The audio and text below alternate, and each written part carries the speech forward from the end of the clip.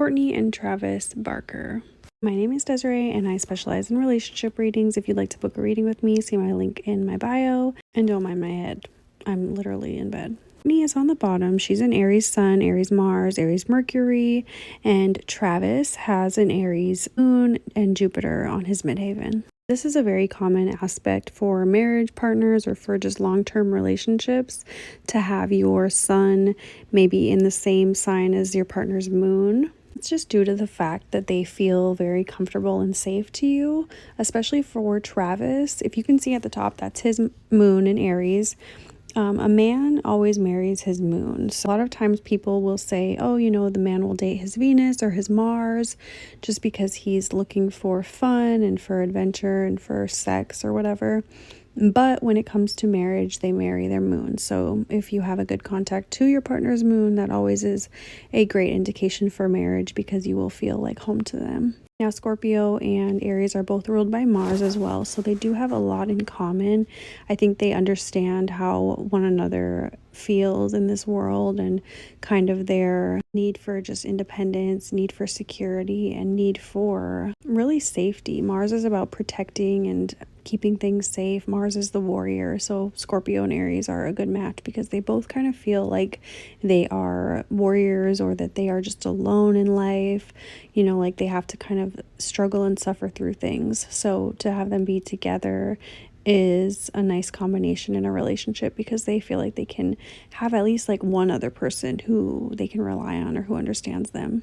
Her Mars is in Aries and his Mars is in Cancer. That's a square, so to me that is not always a great thing for a romantic, like physical connection, but it is very passionate and fiery. So especially like in the beginning, it can be very, very intense, fiery, passionate romance, like high energy with the physical connection.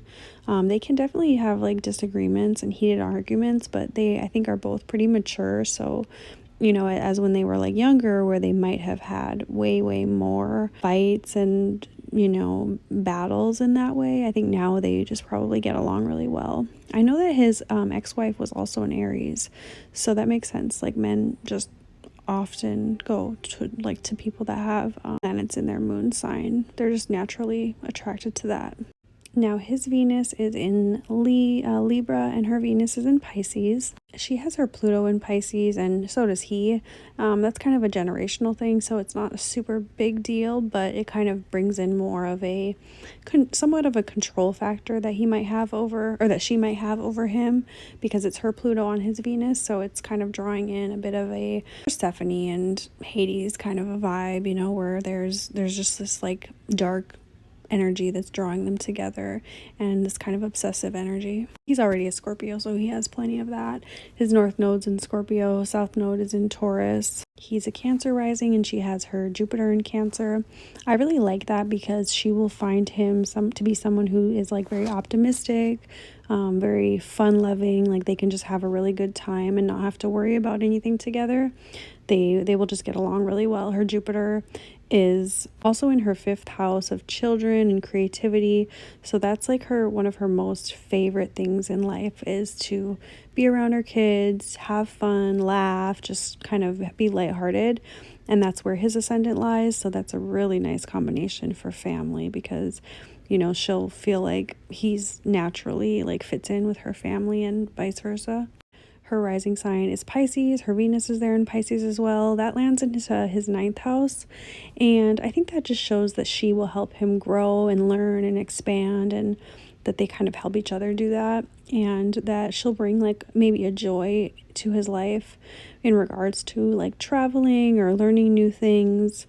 And I know he was like scared to fly on airplanes, so that could even have to do with that. I find that pretty interesting. His Mars in Cancer is in a square to his Venus. I see that a lot with men who have like a very, very high energy, high like sexual energy.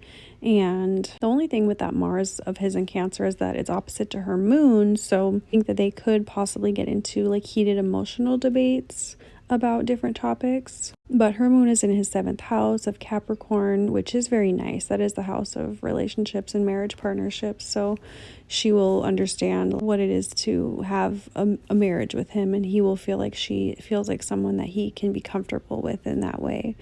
and just like a natural match for partnership.